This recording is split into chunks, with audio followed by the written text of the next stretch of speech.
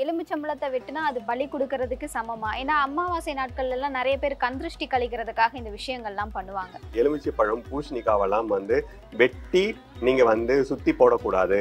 அது எந்த இடத்துலயுமே உங்களுக்கு பயன் தராது. முழு எலுமிச்சை பழத்தை நீங்க ஒரு கிளாஸ் டம்ளர்ல தண்ணியில போட்டு வச்சீங்கன்னா நம்மளை சுத்தி இருக்கக்கூடிய நெகட்டிவ் எனர்ஜி எல்லாம் அது தனக்குள்ளார ஈர்த்துக்கிட்டு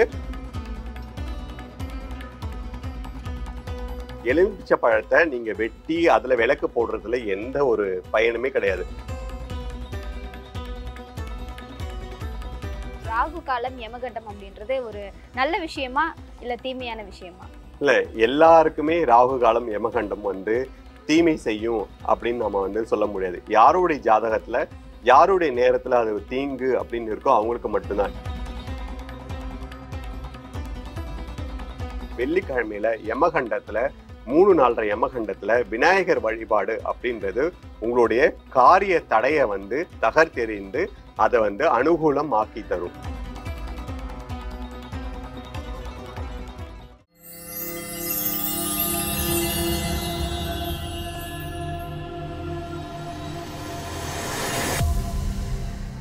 வேலை வேண்டுமா? ப்ளூ ஓஷன் இருக்கிறது. 10th 12th டிப்ளமோ டிகிரி படித்தவர்களுக்கு உணவு, தங்குமிடம், இஎஸ்ஐ, பிஎஃப் இன்சூரன்ஸ் உள்ளிட்ட சலுகைகளுடன் அனுபவத்திற்கேற்ற நல்ல சம்பளம் 15,000 முதல் 30,000 வரை. பெண்களுக்கு முன்னுரிமை. 2,000க்கும் மேற்பட்ட வேலை வாய்ப்புகள் உள்ளன. இப்போதே தொடர்பு கொள்ளுங்கள். Blue ocean. ஐத்தமிழ்தாய் நேயர்களுக்கு வணக்கம். இன்னைக்கு ஆன்மீக நேர்காணல்ல நம்ம கூட சன்னியாசினி சிவசக்தி யோகினி தான் இருக்காங்க. ஆன்மீகம் சார்ந்த நிறைய விஷயங்கள் அவங்க கிட்ட கேட்டு தெரிஞ்சுக்க போறோம். பேசலாம். வணக்கம். ஓம் குருபியோ நமக. நல்லா இருக்கீங்களா? ரொம்ப நலமா இருக்கேன். நீங்க எப்படி இருக்கீங்க? நல்லா இருக்கேன். எலுமிச்சம்பழத்தை வெட்டினா அது பலி கொடுக்கறதுக்கு சமமா? ஏன்னா அமாவாசை நாட்கள்ல எல்லாம் நிறைய பேர் கந்திருஷ்டி கழிக்கிறதுக்காக இந்த விஷயங்கள்லாம் பண்ணுவாங்க. ஸோ அது பலி கொடுக்கறதுக்கு சமமான ஒரு விஷயமா? அது கூட மக்களுக்கு நான் ஏற்கனவே கொடுத்த நேர்காணல் மூலமா தவறான ஒரு புரிதல் போய் சேர்ந்திருக்கு. நான் சொன்னேன், நீங்க எலுமிச்சை பழம் பூசணிக்காவெல்லாம் வெட்டி நீங்க சுத்தி போடக்கூடாது.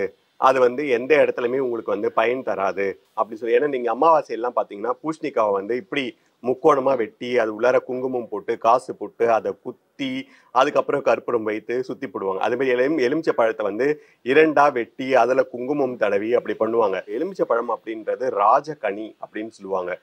பூசணிக்காவுக்கும் எலுமிச்சை பழத்துக்கும் உயிர் சக்தி இருக்கு. இப்ப நீங்க பூசணிக்காவை சுத்தி போடும்போது அந்த இடத்துல இருக்கக்கூடிய நெகட்டிவான விஷயங்களை எல்லாத்தையும் அது தனக்குள்ளார ஈர்த்து நீங்க வெளியில போய் உடைக்கும் போது பாத்தீங்கன்னாக்கா அந்த நெகட்டிவ் எனர்ஜி எல்லாம் போயிட்டு நமக்கு பாசிட்டிவ் எனர்ஜி அந்த இடத்துல வராதா ஒரு ஐதீகம்.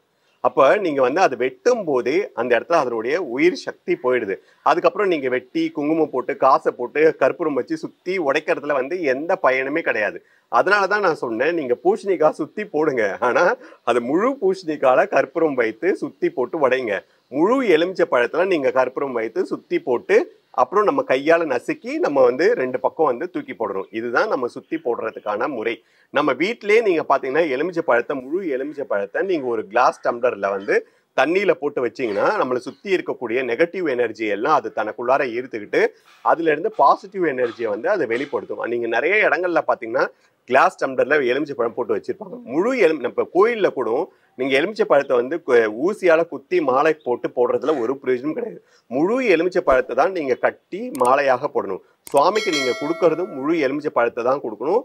அங்கிருந்து அவங்க கொடுக்குற எலுமிச்சை பழத்தையும் நம்ம வாங்கிட்டு முழுசா நம்ம வீட்டுல வைத்து அது காஞ்சி சிறகானதுக்கு அப்புறம் நம்ம அதை எடுத்து நம்ம கால் மெரிப்படாத இடத்துல போட்டுடலாம்.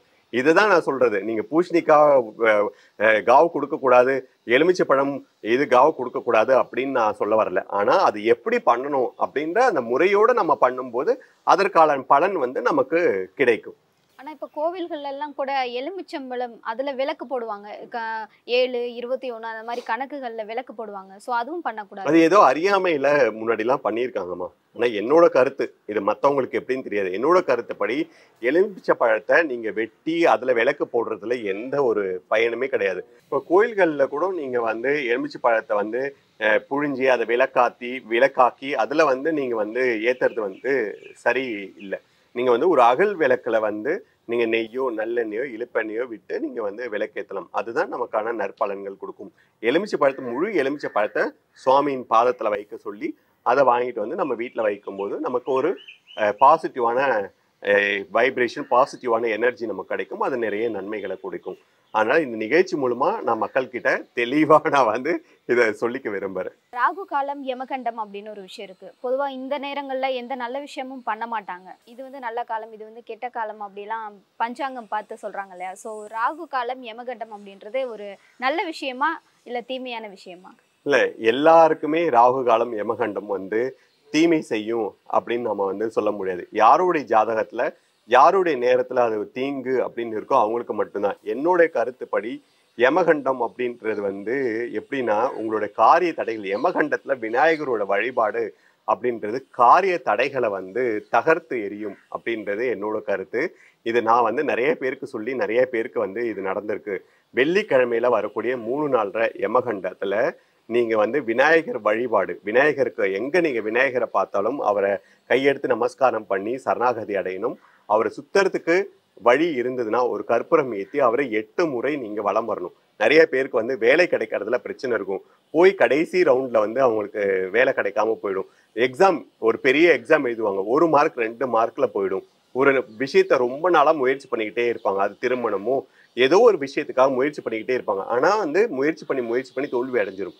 இவங்க எல்லாரும் வெள்ளிக்கிழமையில யமகண்டத்துல 3 நாள்ற யமகண்டத்துல விநாயகர் வழிபாடு அப்படின்றது உங்களுடைய காரிய தடையை வந்து தகர்த்தெறிந்து அதை வந்து அனுகூலம் ஆக்கி தரும். அதனால நீங்க வெள்ளிக்கிழமையில நீங்க விநாயகரை வந்து எங்க பார்த்தாலும் சரணாகதி அடைந்து அவரை சுத்தறதுக்கான வாய்ப்பு இருந்தா அதை சுத்தி வரும்போது கண்டிப்பாக இத்தனை நன்மைகள் உங்களுக்கு கிடைக்கும். ஆனால் யமகண்டத்தை பார்த்து யாருமே பயப்படவே வேணாம். யமகண்டத்துல உங்களுக்கு யாராச்சும் இது யமகண்டம் அப்படின்னு சொன்னாங்கன்னா, அப்பா விநாயகா அப்படின்னு சொல்லிட்டு விநாயகரை சரணாகதி அடைஞ்சிட்டு நீங்க என்ன வேணாலும் பண்ணலாம். அதே மாதிரி ராகு காலம் அப்படின்றது நீங்க எல்லாம் இது வரைக்கும் என்ன நினைச்சிட்டு இருப்பீங்க, ஒரு நாளைக்கு ராகு காலம்ன்றது ஒரு முறை தான் வரும் அப்படின்னு. காலையில 7:30 மதியானம் 1:30 அப்படிதான் நினைச்சிருப்போம். ஒரு நாளைக்கு ராகு காலம் அப்படின்றது 2 முறை வரும். காலையில 7:30 நைட்டு 7:30, மதியானம் 1:30 இரவு 1:30. நம்ம அந்த சூரிய உதயத்துல வர்றத வந்து கணக்குல எடுத்துப்போம். ஆனா சூரிய உதயத்துக்கு அப்புறம் வர்றத வந்து நம்ம வந்து கணக்குல எடுத்துக்க மாட்டோம். ஆனா ராகு காலம் அப்படின்றது 2 முறை வரும்.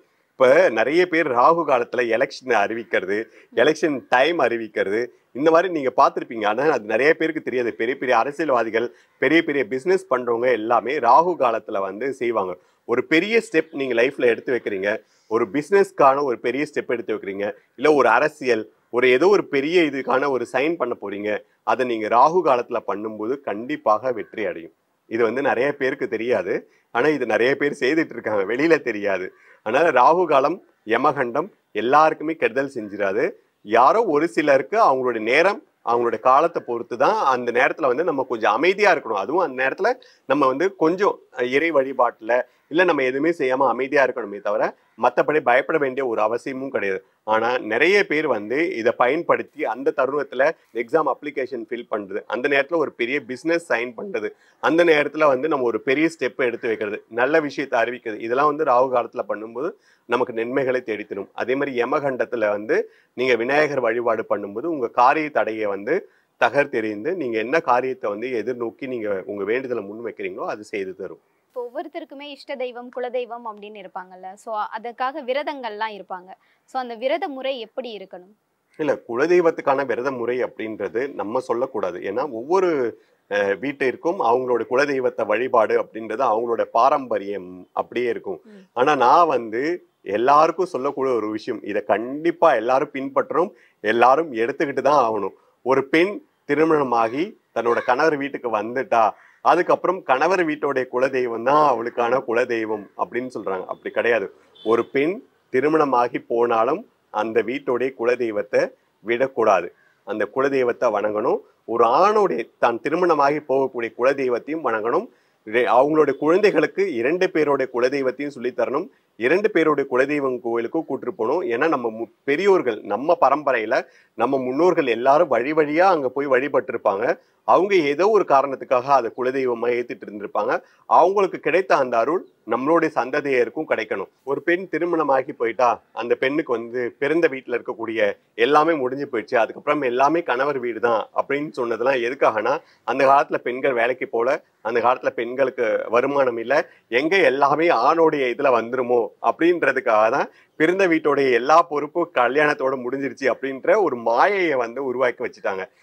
என்ன கேட்டா பெண்ணா வாரிசு அப்படின்னு சொல்லுவேன். ஏன்னா அந்த பெண் தன்னோட பிறந்த வீட்டுக்கான வாரிசையும் உண்டாக்கி கொடுக்குறா, தான் திருமணமாகி போகக்கூடிய வாரிசையும் உண்டாக்கி, 2 குடும்பத்துக்கும் பாலமாக இருந்து 2 குடும்பத்துக்கும் வாரிசை ஏற்படுத்தி கொடுக்குறா. என்ன பொறுத்த வரைக்கும் பெண் தான் வாரிசு. ஆகவே அந்த பெண் வந்து தான் பிறந்த வீட்டுடைய குலதெய்வத்தையும் விட்டு கொடுக்க கூடாது, திருமணமாகி போகக்கூடிய கணவர் வீட்டுடைய குலதெய்வத்தையும் விட்டு கொடுக்க கூடாது. 2 பேருடைய குலதெய்வ கோயிலுக்கும் வருடத்துக்கு ஒரு முறையாச்சும் போகணும். 2 பேருடைய குலதெய்வத்தோட பாரம்பரியத்தையும் பின்பற்றணும்.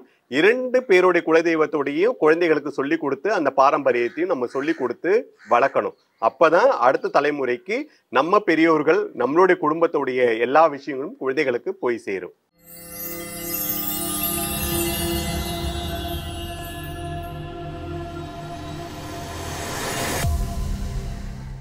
வேலை வேண்டுமா? உடனே ப்ளூ ஓஷனை அணுகுங்கள்.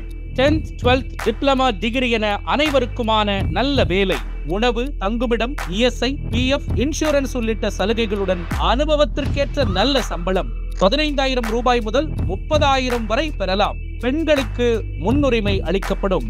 2,000க்கும் மேற்பட்ட வேலை வாய்ப்புகள் உள்ளன. இப்போதே தொடர்பு கொள்ளுங்கள்.